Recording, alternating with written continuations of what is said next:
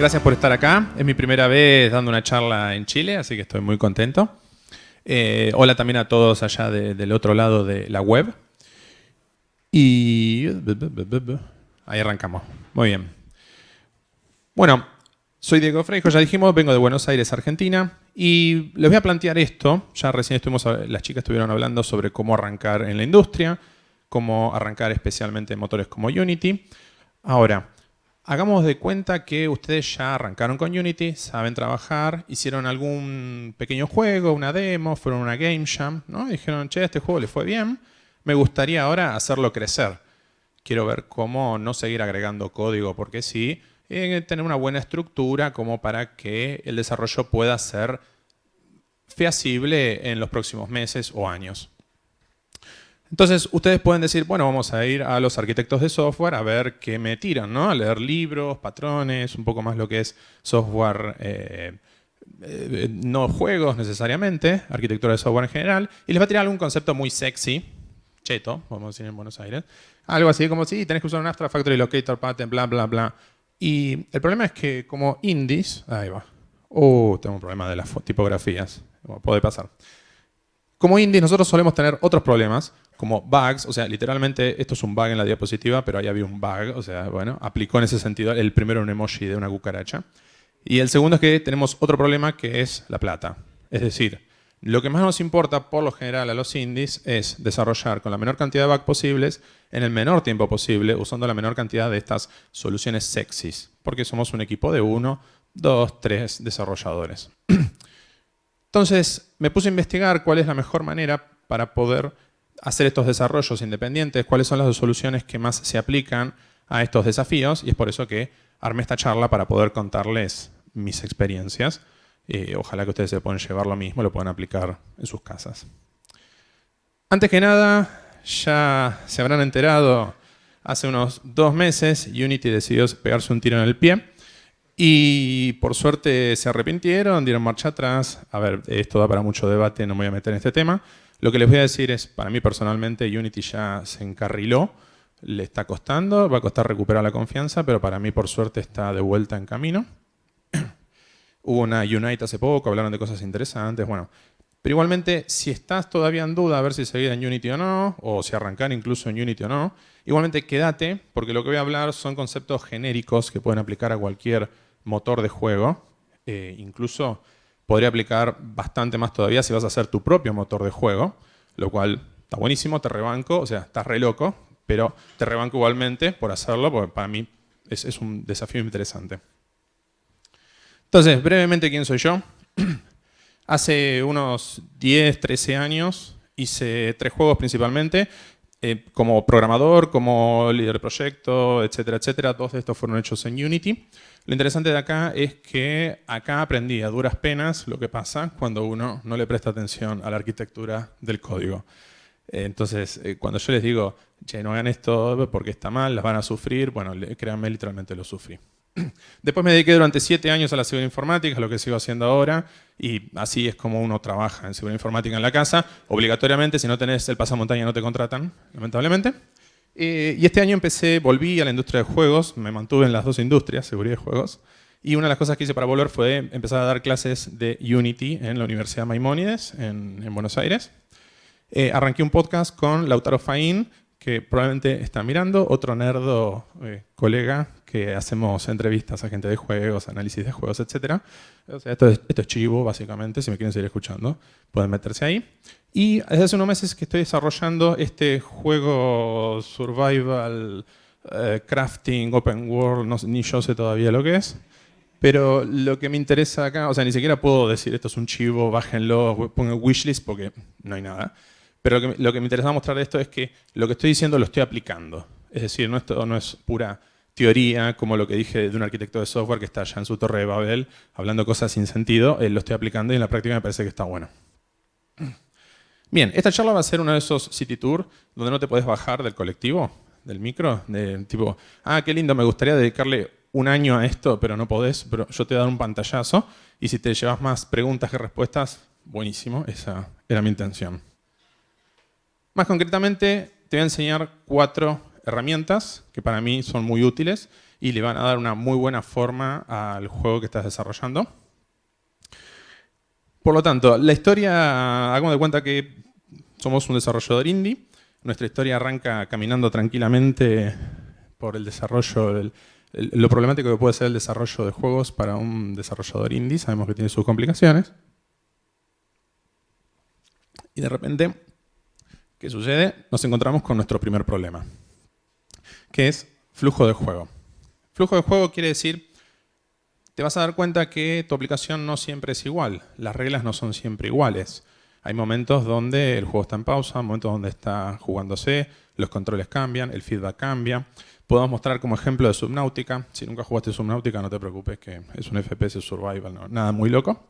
Tenemos distintas etapas de este flujo de juego. Por ejemplo, tenés una vista en FPS, andando por tu base, mirando con el mouse.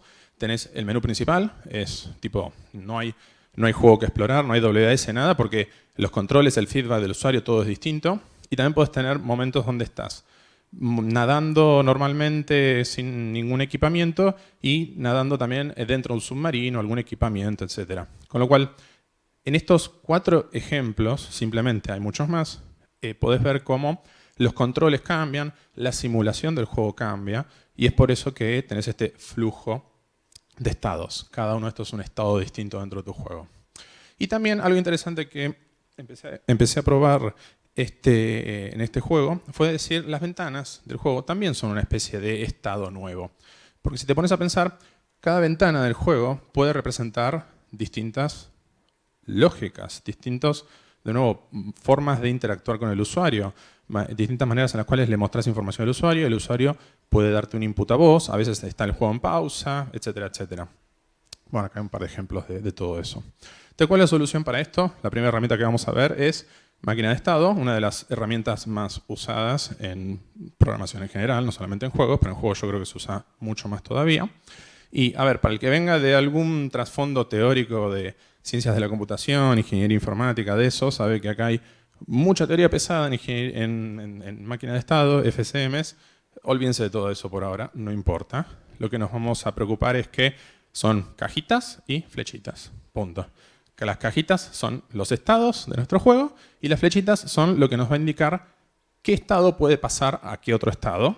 Y por lo general le vas a poner también cuál es el trigger, ¿no? O sea, en qué momento pasa. Entonces, por ejemplo, vos podés tener acá un juego muy simple que es el estado de inicio, cuando se cargan los assets al principio, pasás al menú principal y desde ahí podés poner el botón nuevo juego y pasás a estar jugando y desde jugando podés decir salir, me cansé de jugar, volvés al menú principal. ¿Sí? Entonces acá tenés un flujo de estados del juego. Y ahora me podrás decir, sí, Diego, está bien, está bueno esto, pero Unity ya trae escenas de por sí. O sea, las escenas de Unity son una especie de flujo de juego, te permite hacer esto. Es verdad, pero en corto plazo, digamos, al principio está muy bien, sirven, pero después te vas a dar cuenta que máquinas de estado te permiten hacer cosas más avanzadas. Por ejemplo, podés anidarlas. Podés tener, como en este caso, estados que tienen subestados, lo cual te permite tener un mayor control de qué sucede en qué momento y desde qué subestado podés pasar a qué otro subestado. Entonces, por ejemplo, acá yo tengo en menú principal, puse que tenés 2 ventanas distintas. En el inicio tenés primero el estado donde mostrás el splash screen con el logo de tu empresa, tu cara, no sé, lo que quieras poner al principio del juego. Y después tenés el proceso de carga. Y una vez que se terminan de cargar los assets, recién pasás al menú principal. Y así sucesivamente. Entonces, todo esto te permite tener más control de qué cargar y qué descargar cuando cambias de estado. Las escenas de Unity, podés hacer algo, no es que no podés, pero tenés que empezar a meter algunos hacks y capaz que si vas por el camino de las escenas vas a terminar haciendo esto, pero un poquito no tan feliz. Entonces, si ya lo armás de una diciendo, no, mira, yo tengo una máquina de estado, estas son las transiciones, a la larga va a ser mejor que estar usando las escenas de Unity. Entonces, ahí tenemos nuestra primera herramienta, FCM, Finite State Machine. Les voy tirando en inglés los nombres porque lamentablemente van a encontrar más info en inglés que en español cuando lo googleen. Y ahora decimos, bueno, muy bien, estuvo muy bueno esto del FCM, Diego, fui y lo implementé, hermoso, pero ahora me encontré con otro problema, que es que hay mensajes globales. Es decir, necesito en algún momento que una parte de mi código le diga a la máquina de estado, che, toma esta transición, hay que iniciar un nuevo juego, hay que volver al menú principal, etc. Todo esto son mensajes globales que potencialmente podrían afectar desde cualquier parte de tu juego a cualquier otra parte de tu juego. Algunos ejemplos pueden ser, bueno, transiciones de máquina de estado, cambio de idioma, por ejemplo, como decir el idioma, querés que todos los textos de tu juego se den cuenta. Podría ser, se desbloquea un logro, cualquier parte de tu juego puede decir, desbloqueaste este logro y esta es la recompensa. O podría pasar algún problema de red, algún problema en general, que diga, che, no hay más red, aborta el juego. No sé, porque ya no puedo hablarle al servidor. Entonces, potencialmente todo tu juego necesitaría enterarse de estos mensajes globales. La primera solución que uno aplica, por lo general, cuando estás en una game jam, una demo, que no querés darle demasiada importancia a la arquitectura, decís, bueno, esta opción, esta solución se llama pushing, que es, hagamos que quien quiere mandar un mensaje conozca al receptor del mensaje, y fue. No es lo más sencillo. En este caso, por ejemplo, tenemos que el componente de salud necesita conocer a la máquina de estado para que cuando la salud llegue a 0 le diga máquina de estado, game over. Tipo, el jugador acaba de perder. El problema de esto, por eso lo puse en amarillo, es una solución que funciona al principio, pero genera un fuerte acoplamiento entre la máquina de estado y la salud. La salud es un componente que tendría que ser mucho más tonto de por qué tendría que enterarse que hay una máquina de estado, que hay transiciones, que hay... La salud tendría que enterarse solamente cuál es la salud del usuario, nada más. Y a lo sumo, del usuario jugador. Y a lo sumo, informar, en este momento es cuando considero que el jugador perdió. Punto. Esto es lo que tendría que saber la salud. Entonces podemos decir, bueno, vamos a hacer otra solución que nos permita desacoplar, que es la inversa, es el pooling. El pooling es, en vez de la salud, conocer a la máquina de estado, que la máquina de estado conozca la salud. El problemita acá es que no sabe en qué momento la salud va a llegar a 0. Entonces tendría que estar todo el tiempo preguntando.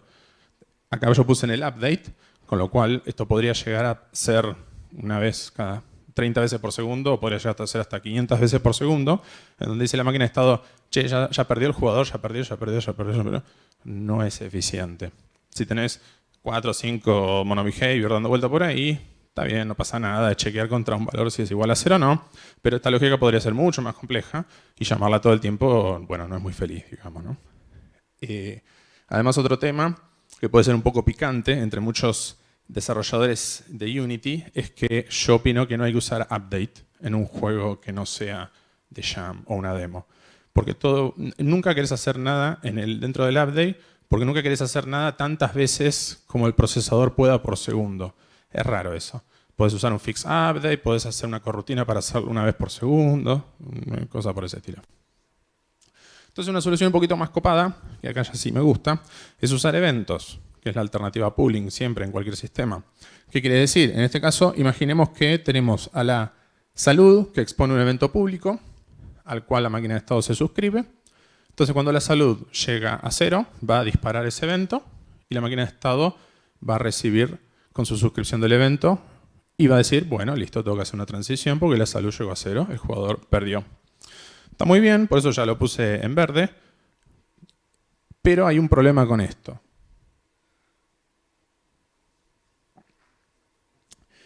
Que es que la máquina de estado tendría que potencialmente suscribirse a un montón de eventos de muchas partes de la aplicación. De nuevo, estamos pensando que soluciones así están buenísimas en una demo, una game jam, pero probablemente, imagínense que una máquina de estado tiene un montón de transiciones. Imagínate que tenés que suscribirte a todos los enemigos, tenés 100 enemigos, algunos tipos de enemigos te tenés que suscribir, otros no, con lo cual empieza a haber una carga importante de información en la máquina de estado para que sepa exactamente a quién se tiene que suscribir y a quién no y en qué momento. Termina habiendo una especie de acoplamiento en la práctica, acoplamiento fuerte. Entonces la solución más copada, más compleja, digamos, a todo esto, es usar un message broker, que encima justo hoy a la mañana vi que en el otro salón estaban hablando de Node.js, de message broker, lo usaban a modo de performance, en este caso en Unity podría aplicar, pero no viene por ese lado porque Unity se maneja de otra manera. Y lo que hacemos acá es decir que nadie se conozca.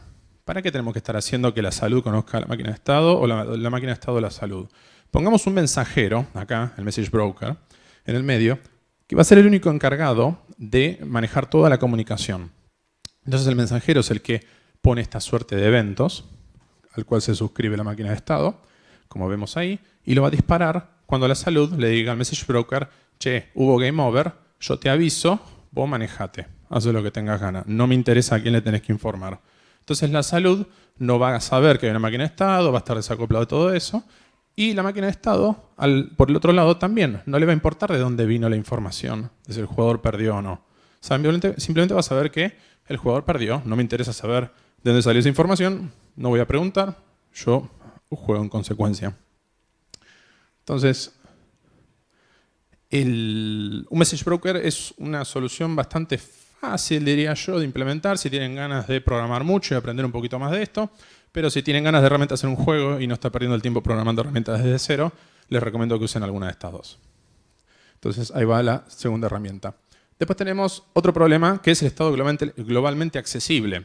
Que esto es una continuación del otro problema. Decís, bueno, tengo un message broker, pero ahora, ¿cómo hago que todo el mundo conozca el message broker? Eso es un estado que probablemente toda la aplicación tenga que conocer, por eso globalmente accesible. Ejemplos, message broker, o que el enemigo necesita saber dónde está el jugador para ir a perseguirlo, dispararle, lo que hace generalmente un enemigo con los jugadores, o para saber cuál es el nivel actual y saber dónde están los obstáculos, etc. O para abrir una ventana, si tenés una especie de Windows Manager y le tenés que decir, che, abrí esta ventana, Windows Manager, ventana de pausa, no sé. Entonces, lo primero que muchos van a decir es, bueno, un singleton está hecho para esto. Si no saben lo que es un singleton, no pasa nada, me encantaría explicarlo, pero no hay tiempo, búsquenlo. Un singleton es un patrón que te permite decir, bueno, vas a tener una sola instancia todo el tiempo de algo y va a ser globalmente accesible. Con lo cual soluciona muchos problemas al principio. Después te vas a dar cuenta que no es tan feliz. Ahí es donde viene la parte del dolor que les contaba que lo sufrí más adelante. Primero, tenés una sola instancia, lo cual es para siempre. Y ponele que capaz tenés un juego multiplayer, era un single player, asumís siempre que hay un solo jugador y de repente hay dos jugadores, se te rompió todo lo que vos habías armado, tenés que estar haciendo muchos cambios, feo.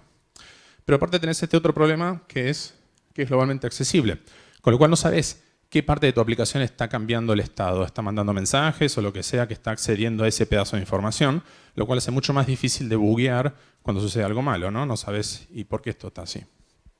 Entonces tenés cambios globales, dependencias estáticas que te imposibilitan hacer unit testing, o tenés problemas de polimorfismo, después eso lo pueden investigar por qué. O sea, en definitiva, los singletons son difíciles de aislar en general. Por lo cual, yo diría que si usas un singleton, al principio va a estar bien, pero después tu estado global se transforma en un juego indebuggeable, básicamente. Lo cual también es un comentario un poquito picante a mucha gente que muere por el singleton. Podés usar un service locator también, si después quieren buscarlo en vez de un singleton, es mejor, pero terminan siendo los mismos problemas. La solución para mí más feliz, de nuevo, a largo plazo, es usar una inyección de dependencias. ¿Qué quiere decir? Imagínate que tenés una clase installer, que es una clase que sabe todas las dependencias, es decir, sabe quién necesita conocer a quién. Sabe que la salud necesita un message broker, que el FCM también, etc. Entonces, cuando se inicia este installer, va a tener adentro, en el caso, por ejemplo, acá del broker, el mensajero va a tener una variable privada y cuando se crea, va a crear un nuevo message broker y se lo guarda. Entonces, de ahí en más, cuando necesite crear una máquina de estado, a la máquina de estado le pasa su dependencia, el mensajero. Lo mismo con la salud. Y en ningún momento la salud o la máquina de estado necesitó salir a buscar a esa dependencia. La dependencia vino hacia ellos. Y acá ya se hizo un proyecto bastante más largo, no les recomiendo que arranquen desde cero a implementarlo por su cuenta porque es más jodido. Está bueno, igual, si son osados. Pueden usar uno de estos dos, yo estoy usando ZenCheck, pero vContainer se lo ve bastante bueno también. Son open source, están en GitHub, etc. Entonces ahí va la tercera herramienta. Y por último, cuando vos sigas haciendo el juego te vas a dar cuenta que vas a estar cansado de testear siempre el mismo bug que no anda, que por qué no anda, que se rompe de la nada. Entonces vas a tener que pensar en poner unos unitarios. No quiere decir que tengas que hacer todo tu juego con unit testing. Sabemos que hay gente que no le gusta, hay gente que le gusta mucho. Yo creo que en algún momento vas a necesitar hacer alguna especie de test automatizado. Y con test automatizado me refiero simplemente a decir, cada vez que yo tengo una función, le quiero pasar los mismos argumentos, voy a esperar que siempre tenga el mismo output, ¿cierto? Que no haya ninguna sorpresa en el medio que diga, ah, no, pero si de repente este GameObject estaba creado de tal manera, la respuesta va a ser otra. Porque ahí es cuando tus testes unitarios se empiezan a romper. Y te vas a dar cuenta que los monobehaviors son difíciles de testear en general. Tenés que asumen muchas cosas, que necesitan una escena creada, que no le puedes hacer un new, entonces muchos frameworks de unit testing necesitan hacerle un new. Tienen sus temitas. Hablé con un amigo de Ethermax que me dijo que, por ejemplo, ellos usan testing de monobehavior, pero lo que hacen es hacer todos los miembros públicos. Entonces, está bien, lo pueden hacer, pero tienen que tener esa salvedad y tienen que tener cuidado de no estar toqueteando el estado interno de otros objetos simplemente porque sean públicos, ¿no? Lo cual puede ser un problema incluso para, principalmente diría yo, para la gente que recién entra en la empresa, que capaz entra y dice, empiezo a tocar todas las variables públicas. Problemas por todos lados. Y tenemos otro problema, igual, un problema hermano a este, ahora vamos a ver por qué, que es la persistencia. Persistencia es decir, en algún momento vos querés saber el estado real de tu juego para que si el jugador hoy guarda el juego y apaga la aplicación, mañana, cuando cargue el juego, levante y esté todo como lo dejó ayer, ¿no? Entonces tenés que saber qué información guardar y qué información no guardar. ¿Y por qué digo esto? Me pasó a mí, probablemente también te pase a vos, que vas a ver que los monobehaviors son difíciles de persistir porque mezclan mucho la información importante, esto que estoy diciendo, tipo la salud del jugador, con información más visual, que podría ser algún efectito visual, algo que no querés persistir. O sea, hay mucha información que uno no quiere persistir. Monobehavior, como mezcla todo, termina siendo difícil de persistir. Y hay un problema más también relacionado a esto, que es mods. ¿Qué pasa si yo quiero hacer que mis jugadores amaron mi juego porque me fue re bien y creo que me vaya más bien todavía? Entonces, que alguien arme un mod de mi juego.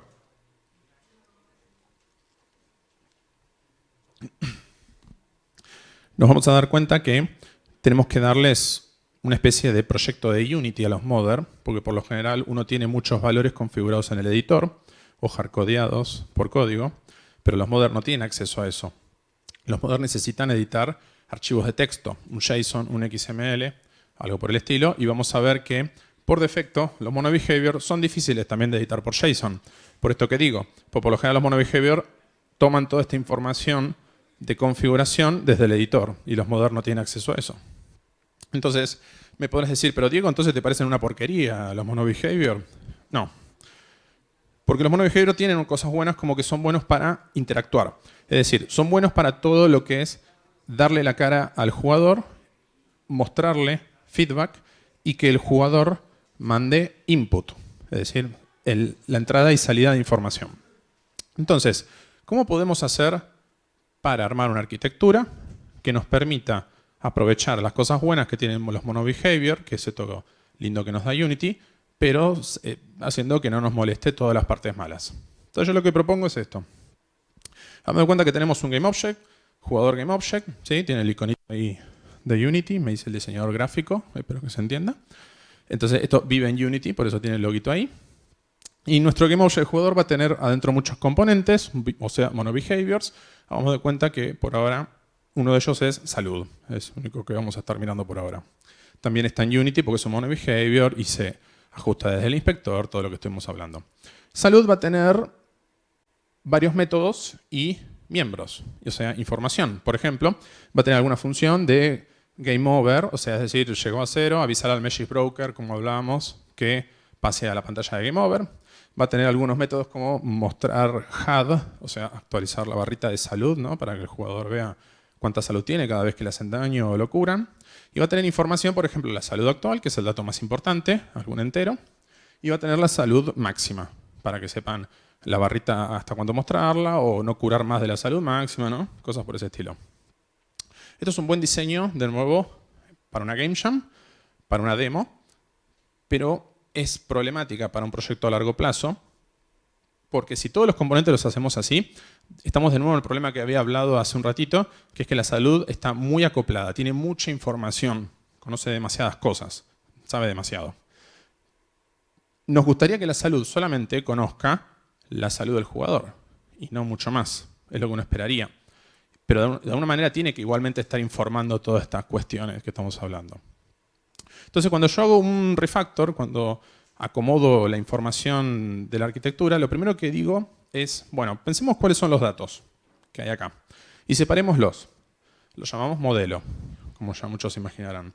En este caso, los datos de la salud son la salud actual y la máxima, o sea, lo que no son métodos, los miembros. Y lo puedo poner en una clase aparte. Fíjense que ya no tiene el iconito de Unity. Esto es una clase de C# pura, básica, que en principio no hereda de nada, ¿sí? Entonces, eso lo hace muy buena para hacerle unit test, porque incluso puede estar en una assembly aparte, en otra DLL, que no tenga nada que ver con Unity. ¿Y qué hacemos con estos dos métodos? Bueno, tenemos una distinción. Hay un método que muestra esta información visual, este feedback al usuario, que es lo de mostrar HUD, pero también tenemos una función que es mucho más importante, que involucra la comunicación de este componente con el resto del juego, que es la primera, lo del Game Over. Y a mí lo que me gusta hacer ahí es separarlo, de nuevo. Por un lado, tener en verde la vista, salud B, salud vista, que va a ser un componente que solamente va a encargarse de la vista, de los efectos visuales, de darle este feedback al usuario. Y todo lo que sea interacción con el resto de los GameObject, con otros componentes, etc., va a quedar en esto que llamo el ViewModel, la parte azul.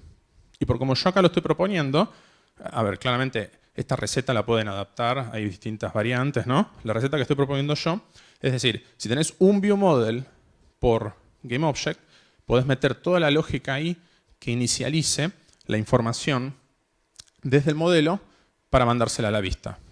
Es decir, el ViewModel es el que se va a encargar de saber cuál es el modelo, la información, pasársela a la vista y decirle, vista, vos cuando quieras mostrar la salud, mostrá esto, esta salud actual, esta salud máxima. Y toda esta otra información como pasar a otras transiciones, etc. Vistas podemos tener todas las que querramos acá. En nuestro caso estamos hablando solamente de salud. Pero imagínense que puede estar lleno de componentes. Y así como estamos complejizando el diseño de los componentes, podemos agregar más información, más datos, haciendo algo así. Tipo, bueno, podemos pues agregar un modelo jugador. El modelo jugador no solo tiene salud, tiene armas, tiene, no sé, lo que queramos ponerle al jugador. De nuevo, son todas clases de C#. Y por último nos quedaban los mods. Lo único modiable acá, imaginemos que tenemos a un modder que quiere hacerle la vida imposible a los jugadores, haciendo que la salud máxima sea mucho menor. Y bueno, me parece que el único valor que tiene sentido modificar acá es la salud máxima. Lo podemos poner en un cuarto assembly, en color violeta, por eso esta parte. Y eso va a ser lo que va a ser levantado desde JSON, XML, lo que sea. Y por último tenemos un problemita más asociado a todo esto, que lo resolvimos de casualidad, que son los tiempos de compilación. Ustedes no sé si usaron Unity van a ver que empieza a crecer su juego y van a tener este problemita que les va a hacer querer tirar la computadora por la ventana, porque dicen, quiero trabajar, no me aparezca esta ventanita cada un minuto. Y la solución que te da Unity es esto de Assembly References. Lo que quiere decir es separar tu código en distintos assemblies, o sea, DLLs, para que cuando vos hagas un cambio en una DLL no recompile todas las demás, solo recompile esa. Los tiempos de compilación bajan mucho. Entonces, ahí tenemos, esto es la arquitectura MVVM, Model View View Model, es muy parecida a Model View Controller o Model View Presenter. Técnicamente capaz es un Model View Presenter, pero no le den mucha bolilla a esos tecnicismos, no tiene sentido.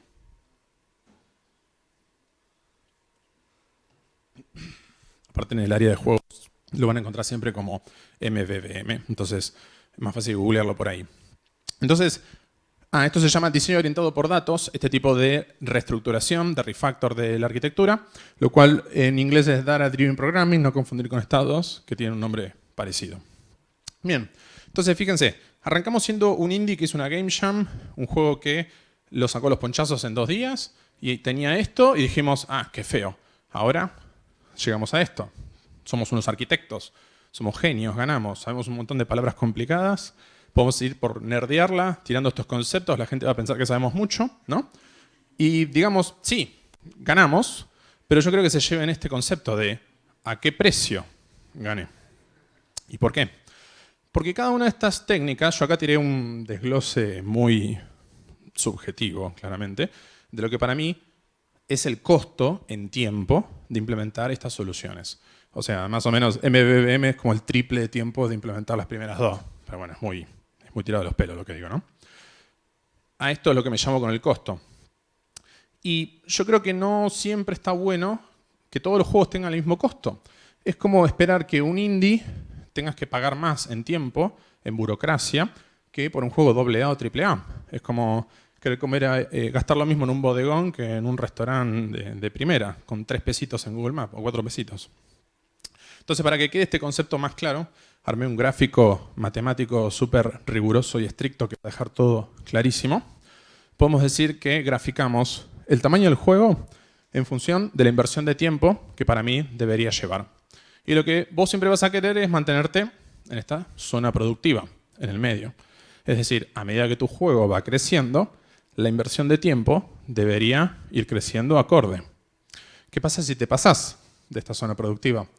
Si te pasás para arriba, es decir, si no estás invirtiendo el tiempo suficiente para mantener la estructura de tu juego. Yo creo que esto es lo que le suele pasar a la mayoría de los indies, que no tienen un conocimiento de arquitectura de software previo. Pasa que hacen código espagueti, como se suele decir, ¿cierto? Tenés muchos bugs, cuesta agregar cambios. Te pasa esa cosa horrible cuando decís, quiero agregar esta feature, pero tengo miedo de tocar esta clase porque sé que si toco esto se rompe algo por allá. Entonces, por las dudas no lo toco. Bueno, eso es horrible. Claramente no queremos llegar a eso. Pero también te podés pasar por abajo. ¿Qué pasa si estás todo el tiempo paralizado pensando en cuál es la mejor solución y estás leyendo y viendo videos y probando y nunca haces tu juego? Y básicamente la onda era que hagas un juego. Vos no querías hacer una arquitectura necesariamente. Si quieres hacer un motor de juego te vas a hacer claramente, de nuevo, estás loco, pero te rebanco. Digamos que el primer caso estás construyendo una casa de naipes que se cae en cualquier momento y en el segundo estás pensando en vez de hacer un juego. Para cerrar me gustaría dejarles esto, no tengo un QR, después esto lo vamos a subir a algún lado para que vean los links. Esta charla de Unite 17 me encantó. Habla cómo hacer lo mismo con Scriptable Object. La diferencia para mí es que esto sirve más cuando tenés un equipo interdisciplinario. Si son todos programadores o sos vos solo programador, para mí está mejor las soluciones que te planteé porque son de puro código, pero esto permite que gente que no es programadora pueda implementarlo con la interfaz de Unity, básicamente. Y también una charla de los chicos de Ethermax que cuentan cómo ellos hacen el MVVM, un poco de esto que les dije y que les cuenta los detalles de cómo ellos lograron implementar esto. Así que ahora estamos para preguntas. Me pueden agregar a cualquiera de las redes, me pueden mandar mensajes, me pueden decir, Diego, ¿cómo vas a hablar más del Singleton? Me pueden agarrar por los pasillos de acá. ¿Está todo bien? A mí me encanta hablar. Así que muchas gracias. Un aplauso, por favor, para nuestro invitado.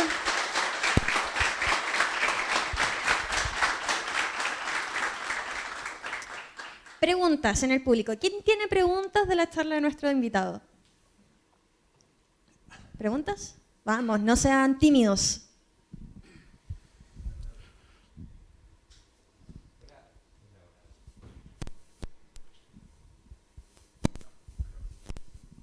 Ahí va.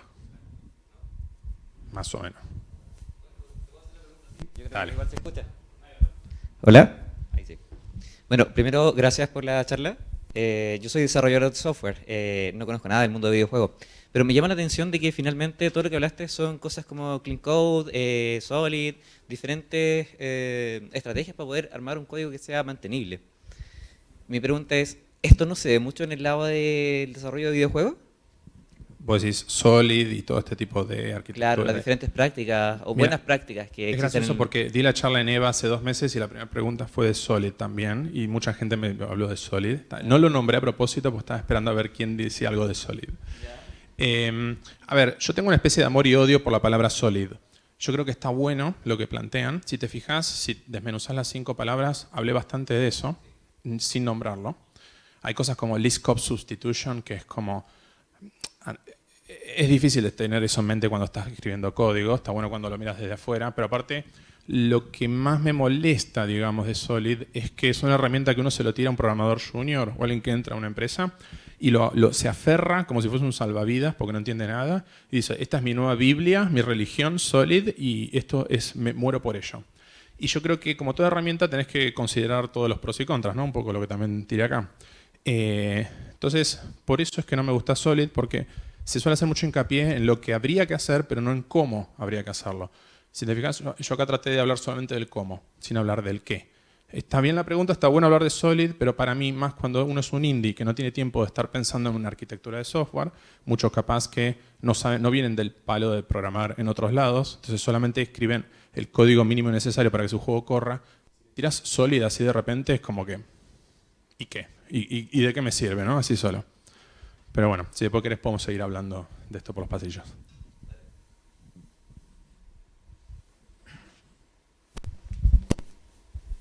Diego, primero gracias, fue una baldada de información, aún estamos digiriendo Sí, perdón. mucho.